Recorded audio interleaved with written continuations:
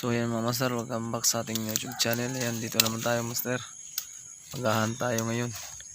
Yung target natin master nasa likod niyan dyan. Nandyan dyan lang sa likod niyan. Sa baba. Kaya dadalay na tayo ng setup dyan mga master. So yan master ay hindi na ako maglalagay ng patakir dyan mga master. Gusto ko ng CI lang para palo. Para maka-experience naman itong yung pangati natin ng palo master. Di ko muna lalagyan ng patakir. Tingnan natin kung makapalo ba siya mga master.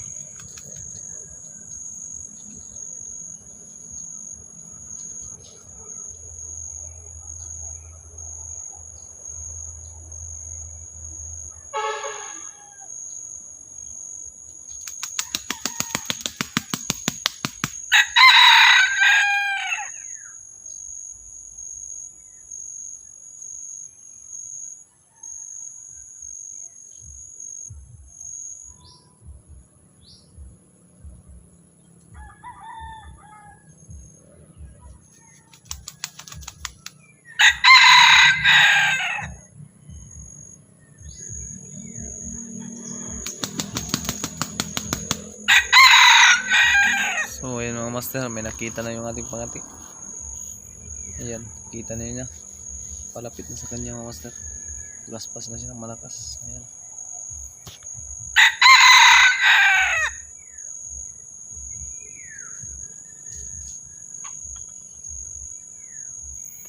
Tapang ni tipasan mga master. Lakas makalunta.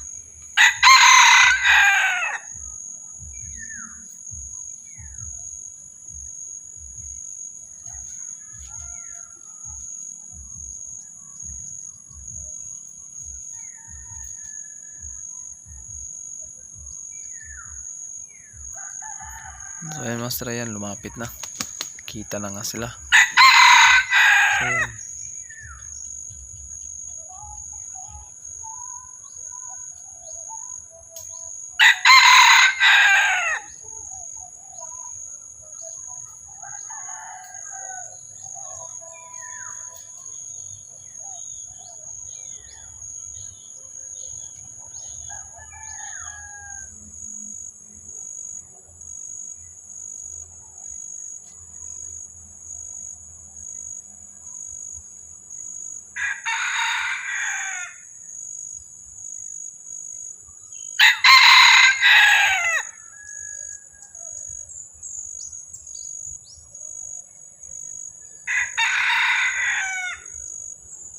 Yan master, ang ganda ng tilawak ng alpas.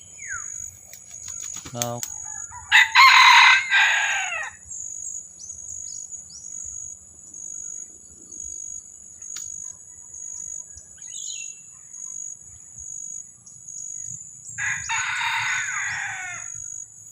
yan master, tilawak niya ay parang tilawak ng talisayan dito master.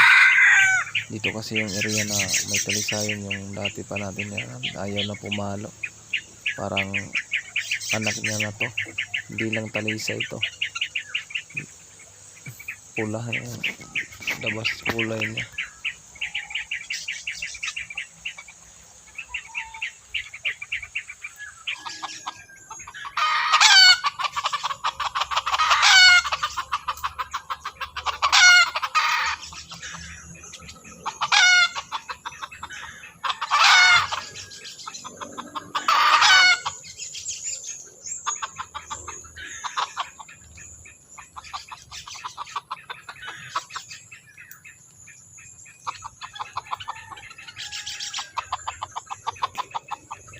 Yun nga mga master, nakita yung ating camera. Nagulat siya mga master, yun lang. Kita niya, natakot.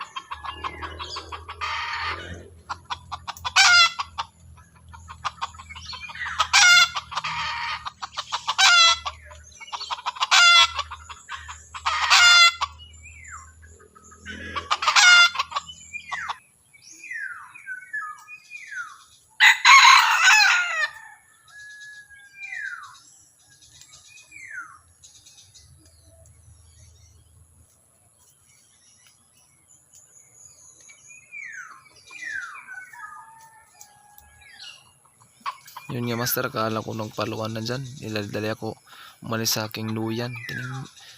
Nilapitan natin konti para marinig natin yung paluan. Hindi pala nagkapaluan. Hindi. Tumuloy yung alpas pala mga master. Kala ko papaluan na kasi naputol na yung tilapok ng tipasan. Hindi pa tumuloy.